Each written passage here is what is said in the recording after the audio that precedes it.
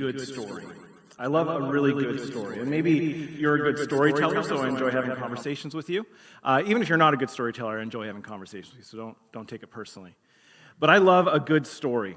And I'm not so much a good fiction reader in the sense of stories. Like I love a good book, but fiction probably isn't my main go-to. But I love a good story like a great movie or a great TV series, which I will binge watch that should have been a movie.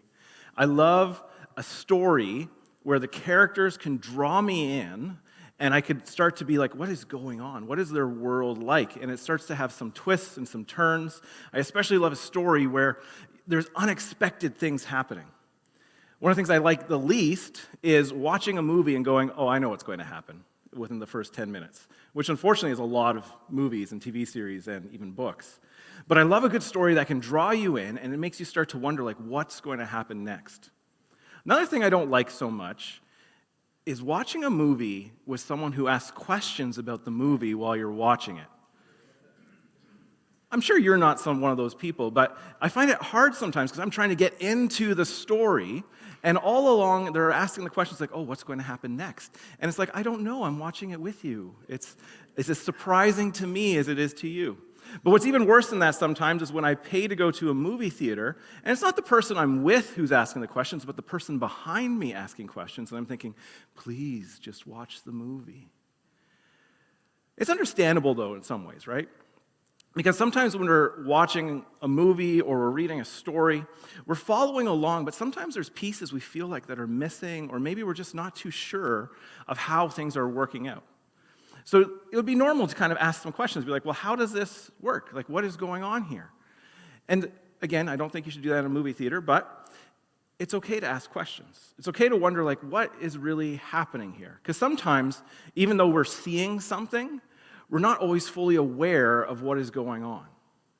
And so just like in a good movie where you're watching the movie and the story is unfolding, the story of your life is unfolding right around you all the time.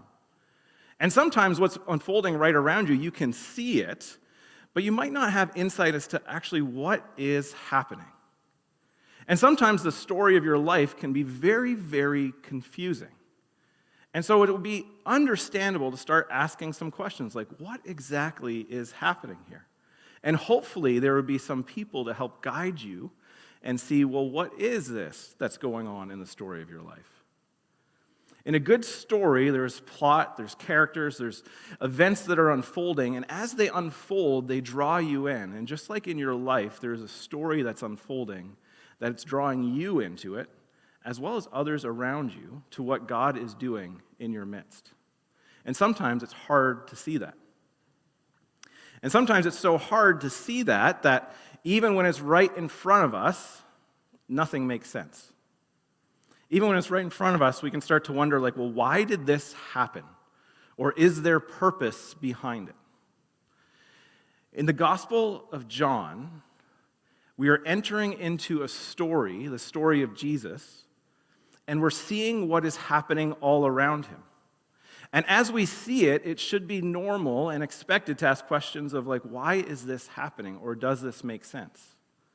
In fact, it's one of the questions that seems to come up throughout the Gospel of John. Why is this happening? And to try and make sense of it, the best thing to do is to stick to the main character, Jesus.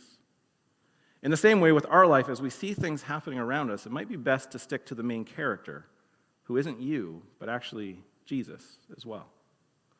So we're going to jump into the Gospel of John, and we're going to look at a story where there were things happening all around them, and it might not have been so obvious as to what it was all about.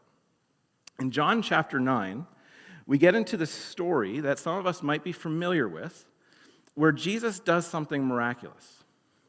And as he does this miraculous thing, there's some doubts as to the significance of it. There's also some doubts as to the viability or the value of what Jesus is doing and who Jesus is in the midst of it. But it's all meant to point us to something much bigger and better than what's right in front of them and right in front of us. So in John chapter 9, we're going to start with verse 1. Can you click on the thing just for me? Thank you. So it says this, as he went along, so this is a common theme throughout the gospel accounts, that Jesus is often traveling. He's walking along with his followers. Sometimes he's solo, but often he's with his followers. It says, as he went along, he saw a man blind from birth.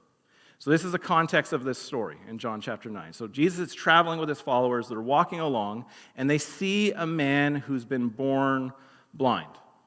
That's what we know about this man. He's blind. He cannot see, and he's never seen before. So this is where the story starts. Jesus is traveling. He sees a blind man.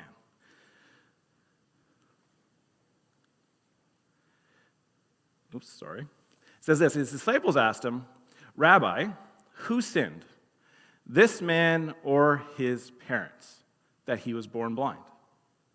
So his disciples, as they're walking with Jesus, they see this blind man too, and we don't know anything of his context. We don't know what he looked like, other than the fact that he was blind, so he could not see. We don't know how old he was. We're going to make some assumptions in the text later on about how old he might have been, but we don't know anything about him except he was born blind.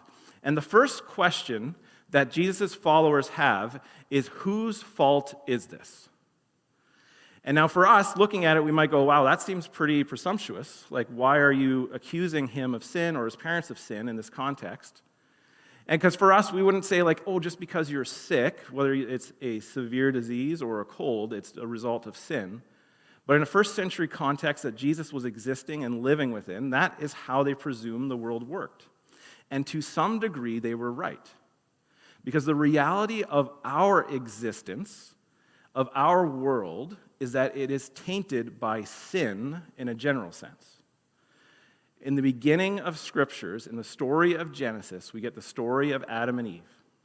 And in this Garden of Eden with Adam and Eve, everything is the way it's supposed to be until people decide they could do better than God. So they choose to disobey God. And the consequence of that choice is that sin enters the picture. And because of sin, the world is broken. Where there was no disease, now there is disease. Where there was no pain and suffering, there is now pain and suffering. So to some degree, this first century view of the world that sickness is a result of sin is true in a general sense. But in the specific sense that Jesus' followers are asking, it's the wrong question. Oftentimes, people would think, okay, it's got to be somebody's fault that something has happened. And so in particular, in this case, it's sickness. And sometimes you might wonder that even yourself. You might get sick and you might go wondering, what did I do wrong for this to happen? Now, I'm not talking about the common cold or even COVID or something like that, but sometimes we get real scary sicknesses, things that we would rather not have to be thinking about. Things like cancer, things like heart problems, things like mental health problems. And we think, what did I do wrong to deserve this? Or what did my parents do wrong to deserve this? Now, if you go to a counselor, they'll tell you all about that. But Jesus' followers are asking this question, and it's not the right question. And Jesus has this great way of saying that's not the right question. He says this in verse 3. Sorry, Mark, I'm having some issues here. There we go. Thanks. It says, neither this man nor his parents sinned, said Jesus. But this happened so that the works of God might be displayed in him. So the disciples ask, okay, whose fault is this? His parents or his? Which was a generally accepted question within the context that they're asking the question. It's not the question that probably we should be asking today as to why someone gets sick, but in his world, that was the right question. That's what people would be asking. There would be an assumption that either someone down the line did something against God, so therefore this boy was born blind, or he did something wrong and he was born blind. And we've got to wonder, well, what would he have done when he was born? Like, did he punch his dad as soon as he came out? Did he, It should get you wondering, like, how could they be thinking this? And Jesus' point is this. He says, this happened, and I think those two words are really important. This happened. This happened. Sometimes things happen. Sometimes sickness happens. Sometimes disease happens. Sometimes disasters happen. Sometimes great suffering and tragedy happens. And it's not anyone's fault. Sometimes you go through things and you didn't do anything wrong. It just happened. Sometimes you did do something wrong, and you need to own that. But sometimes things just happen. A car accident just happens. Did you run a red light? Maybe, so then you own it. If you did nothing, it just happened. A disease sometimes just happens. Suffering sometimes just happens. And that's Jesus' point. He says, this happened. It's not a question of who did it or why it was, or like who was at the root of it, but he's going to a why question. He says, this happened so that the works of God might be displayed in him. This happened so that through this person's life, there's a demonstration of what God has done and is doing that's going to happen. Sometimes when we go through suffering, sometimes when we go through illness, sometimes when we go through things that just don't make sense, the natural choice that we make is to question God in it. We go, why, God, is this happening to me? Like, what did I do wrong? What did they do wrong? Why was I raised in this place? Why are these things happening to me? And that is a normal reaction that most of us have. But the mistake that we make is we think that it's actually about us. And the bigger picture of our story is that it's God's story that we get to play a part in. And sometimes what we go through is actually not for us, but for other people to see God at work. Sometimes when we go through suffering, the purpose is that we persevere through it so other people could see that hope is possible. Sometimes it's actually not about us because we're not really the main character, even though we try to be.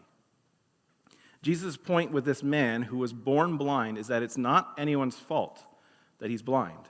It just happened. It's the reality that we live in a broken world. Bad things happen. But because it happened, God can be revealed.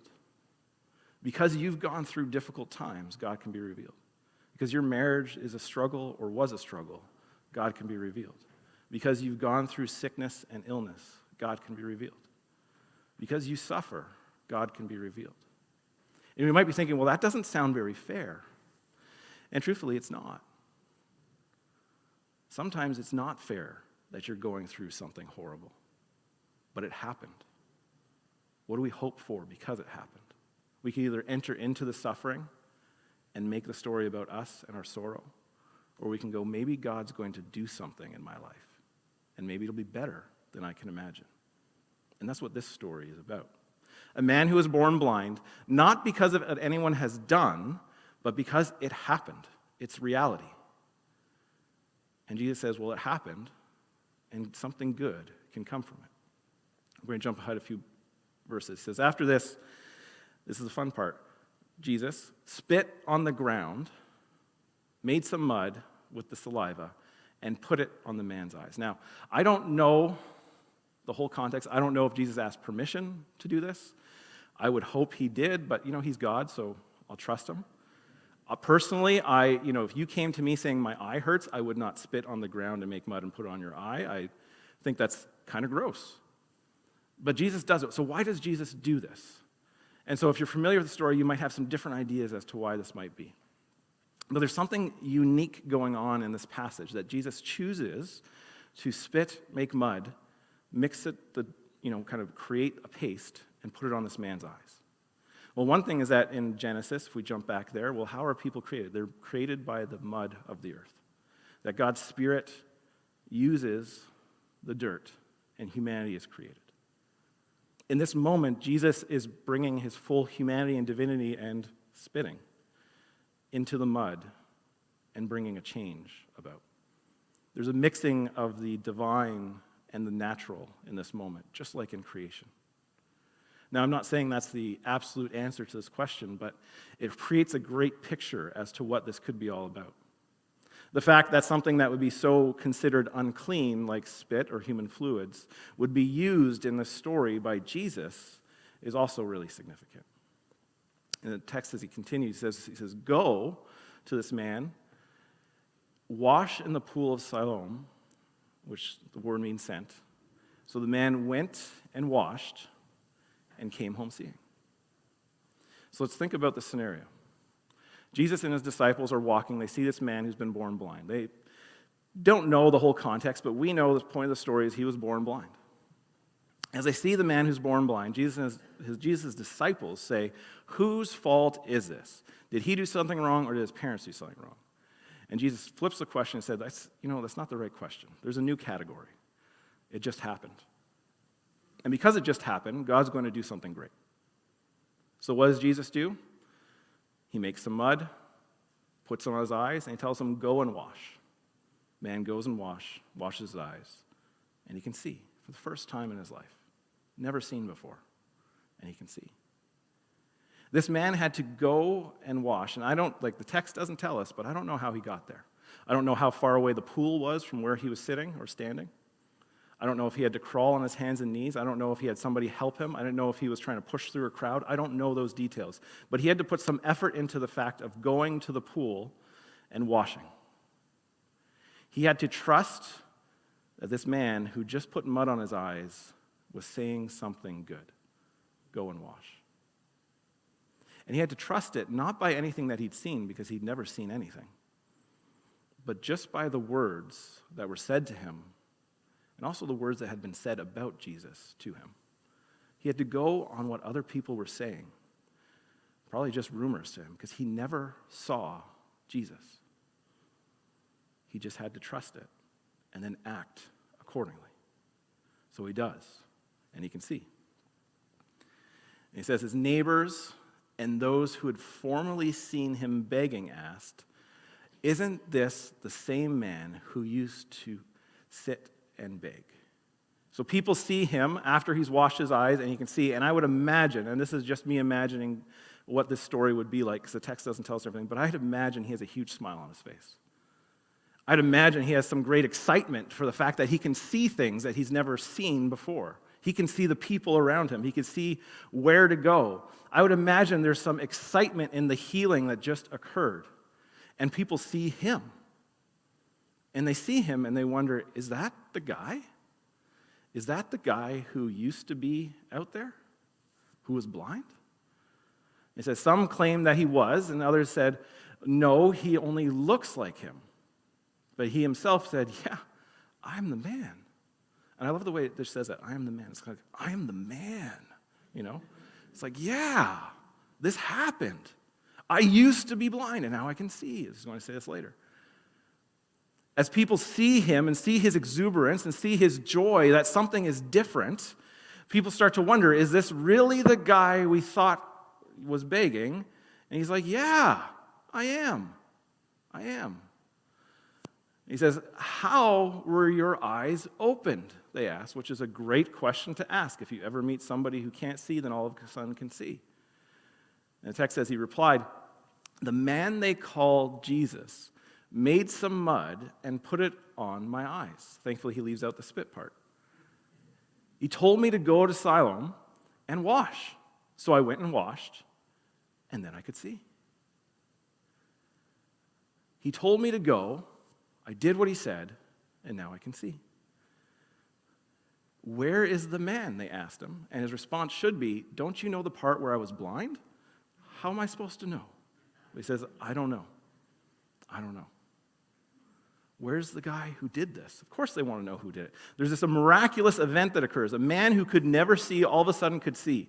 Jesus flips the question of whose fault it is and says, it just happened. And what we get out of it could be so much better because God is at work. And he demonstrates that God is at work by actually doing what Jesus asks him to do. And he's healed. And as people see him healed, they start to wonder, what is this all about? Could this really be true? Could this really have happened? And he says, yes, it did. And they ask, how did it happen? Well, all I know is there was mud on my eyes. I was told to wash. I did it. And now I can see again for the first time. As the story is unfolding, you think, this is amazing. Everybody should be excited about this. But of course, as any good story goes, there's got to be a villain in it. And there are some villains that come into this story. And that as this twist and turn kind of occurs, we enter into a new group that we've heard about before, maybe the Pharisees. And it says this, it says, they brought, so these are the people who witnessed that this man said, I am the man. They brought him to the Pharisees, this man who was born blind. And so the Pharisees are a group of religious leaders at this time. They are zealous about the rules. They think this is how God works, and we want to make sure that God works in this capacity, in this way. And so they stick to the rules, and they say if God doesn't work in this way, then that's not from God. They are zealous about it. They are passionate about the law, the Old Testament scriptures. And Jesus had a variety of encounters with them through the Gospel of John already, if you've read through it or if you listened to some of the sermons over the last few weeks online or in person.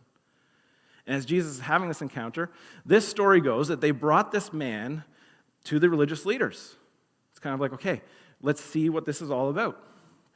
It says, now the day on which Jesus had made the mud and opened the man's eyes was a Sabbath. Now some of us would be like, oh, Jesus, what are you doing? If you're familiar with the text, you're familiar with the context in which Jesus lived, to do work on the Sabbath was to go against God. God had given the instruction that you work 6 days a week, you take 1 day of rest, that's a Saturday for the Jewish customs, and you're not supposed to work. And so there's a lot of variety of things of what not working means. And one of the things you're not supposed to do, which is actually not within the context of Scripture, but it was an addition by the Pharisees as they wanted to try and make sure everybody kept the right rules and the same rules, is you couldn't do things like knead dough or mix things together. That's work. So Jesus made mud, which involves some mixing. So this becomes a Pharisee issue. What's going on? It says, therefore the Pharisees also asked him how he had received his sight. And the man answers, he goes, he put mud on my eyes, and I washed, and now I see. So his story gets a little bit shorter, more direct. They've asked him, how'd this happen? He says, well, he, being Jesus, put mud on my eyes, and now I see. It says, some of the Pharisees said, this man is not from God, for he does not keep the Sabbath.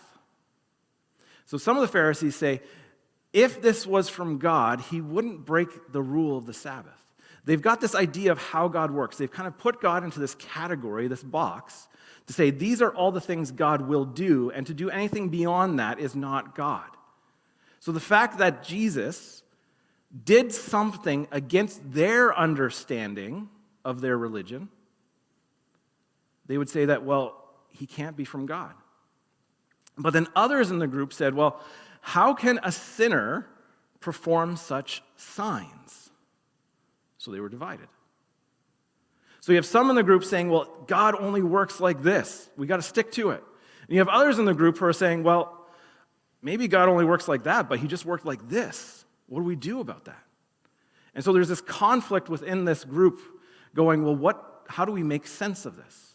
And there's a tension that exists. Because there's some who can see right in front of them that this man who was born blind can see. And they go, well, that's not how God works, because it's not the way we said so. And there's others who can see this man who's been born blind can see, and they go, maybe that is how God works. Maybe we don't have it all together. He says then they turned again to the blind man. He says, what have you to say about him? It was your eyes he opened. And the man replies, well, he's a prophet. He's a prophet. He's someone who speaks and represents God, he's saying. He says, they still did not believe that he had been blind and had received his sight until they sent for the man's parents. Is this your son? So they send somebody to go get his parents, and his parents come, and they say, is this your son? They asked. It says, is this the one you say was born blind? How is it now that he can see? We know he is our son, the parents answered, and we know he was born blind, but how he can see now, or who opened his eyes, we don't know. Ask him.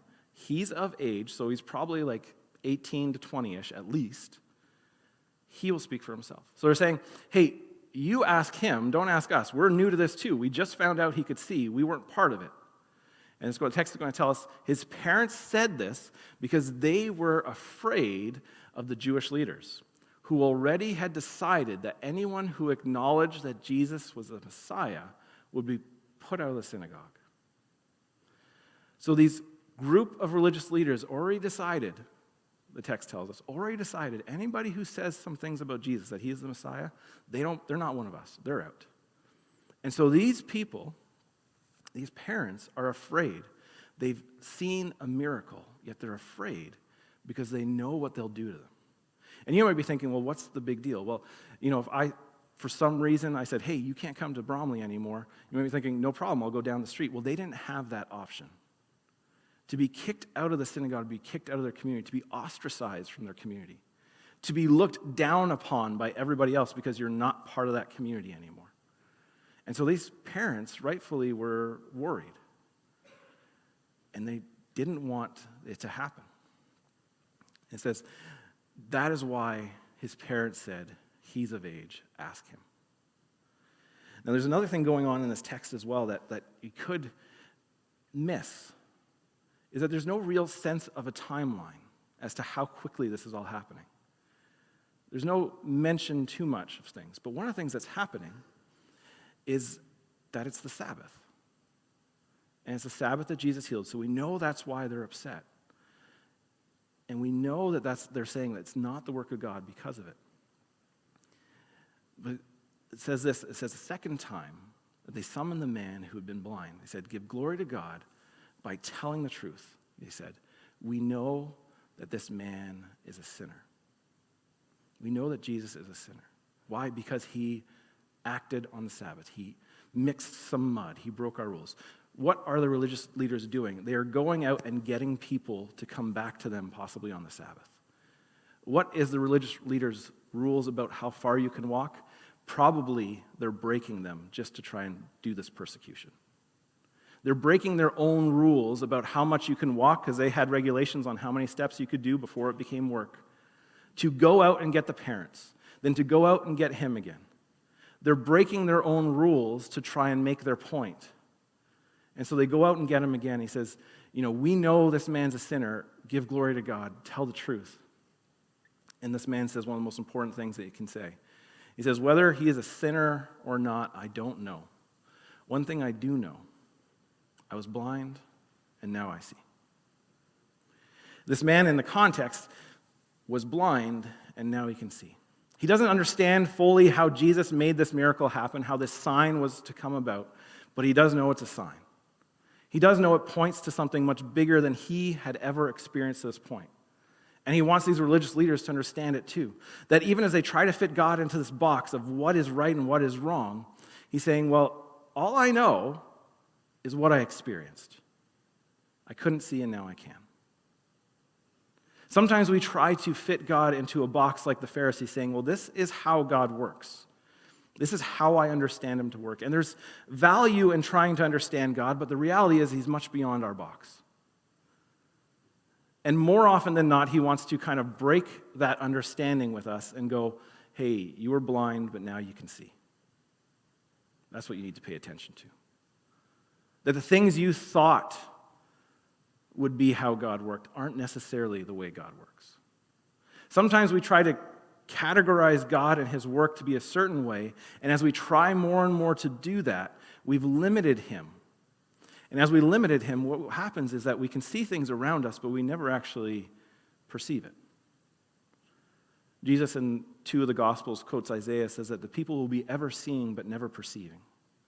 And in many ways, when we try to say, this is the way God is, we can see things all around us of how God is working, but we never actually understand it, just like the Pharisees. For some of us who've been following Jesus for a long time, we think, well, this is how God will work. And so when he doesn't work that way, we draw conclusions that were never meant to be concluded. Sometimes as we experience our own suffering, our own sorrow, we think, well, God has to work this way to free me from this suffering and sorrow. And then when he doesn't, we begin to doubt and be unsure. Or decide that that's not God then. The story shows us what God's inviting us to see. Is that Jesus, as he sees someone who's born blind, as his followers say, well, whose fault is this? He says, well, hey, there's a new category. It just happened. And because you've gone through this man's gone through this, God will be revealed. In the same way as we encounter suffering, as we encounter sorrow and moments, maybe our own debilitating diseases, maybe our own struggle, sometimes there is no point to it other than our own perseverance through it because who God is, and to demonstrate that there's hope. As Jesus says this, he says, God will be revealed. He puts mud on the man's eyes. The man is healed. And what is his response to it? Isn't actually the first moment is healing. Its first moment is to do what Jesus said and to trust that Jesus said, hey, go to that pool and wash, believing that what Jesus said to him would be good. Not because he'd ever had an experience with Jesus before, but just because he would choose to trust him.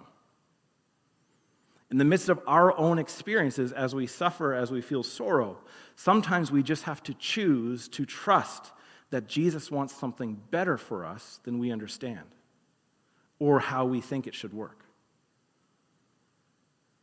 But if we don't choose and trust, we don't see the results that this man did.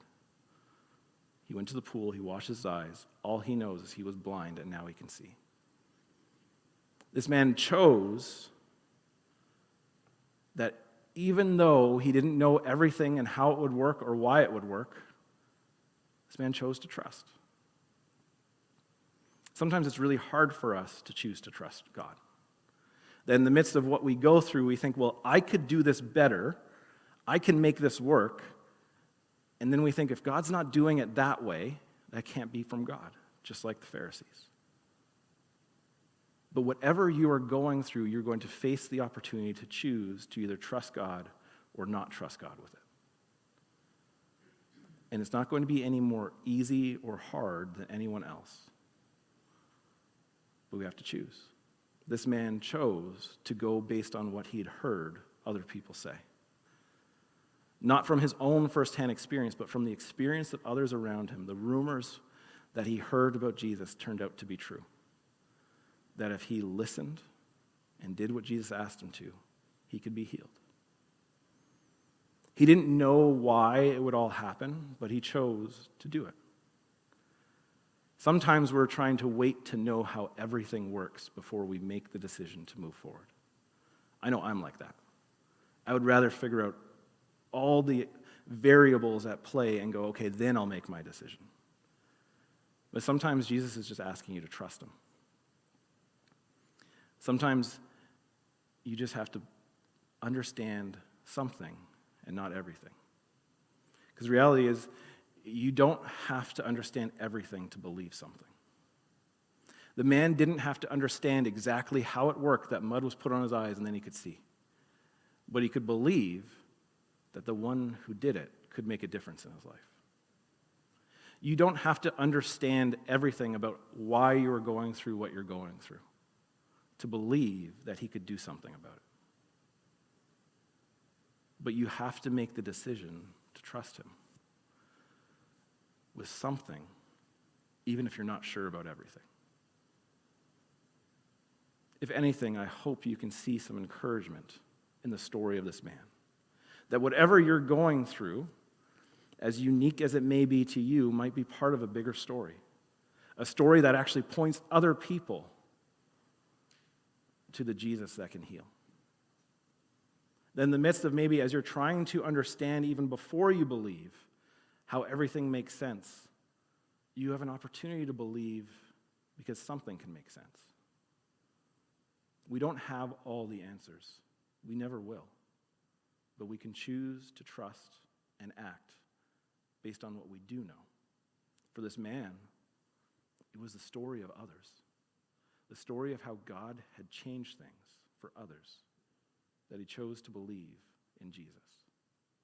My prayer for you, whether you've been around church for a long time or it's a newer experience, is that you choose to trust God, not because everything makes sense, but because you know the difference he can make in other people's lives, and you desire that for yourself. You don't have to have everything to make sense to start to do something. But it's up to you to choose to trust and do something. Let's pray. God, I thank you that you invite us into a grander story than just our own. A story that embodies all of us into this world and into what is going on all around us. And then at times it does not make sense. And at times we would rather skip to the end and see the plot line and go, okay, this is how everything makes sense. But in the midst of the story, that doesn't always make sense as we have experiences of our own frustration and suffering and sorrow. You invite us to trust you. To trust you even when you don't do things the way we think is best. To trust you even when we're just not sure about what to do next. I pray, Holy Spirit, that we can trust you. We can trust you to guide us to what is better for us than we know now, to what is better for this world than we fully understand. Jesus, you came, you died, and you rose again for the forgiveness of our sins, to invite us into life in all of its fullness. And in that invitation, as much as we don't fully understand it and we can't always make sense of everything, you invite us to do something, to follow you. And I pray we follow you, to realize that life in its fullness with you is so much better than life without you. And as we go today, Lord, I pray that we embrace that opportunity to trust you with whatever we're going through, even as we can't make sense of it.